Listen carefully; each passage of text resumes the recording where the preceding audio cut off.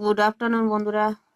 চলে এসছি আবার দুপুরে লাঞ্চ থালি নিয়ে। তো দেখো আমি এখানে নিয়েছি আলু সিদ্ধ আর এই পেঁয়াজ রসুন ভেজে নিয়েছি, একটু ভাজা লঙ্কা নিয়েছি, তার সাথে ডিম সিদ্ধ তো আছেই। তো আমি এতগুলো লঙ্কা দেবো না, এখানে অল্প করে দেবো, কেননা আমার মেয়ে সে আবার ঝাল কম খায়। আমি এটা আবার একটু পরে খেয়ে নেবো, এটা আমিই খাবো।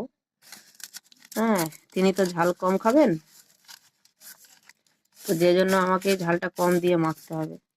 আর আগে পেঁয়াজে তেল ছিল বলে আমি এখন আর বেশি তেল দিইনি।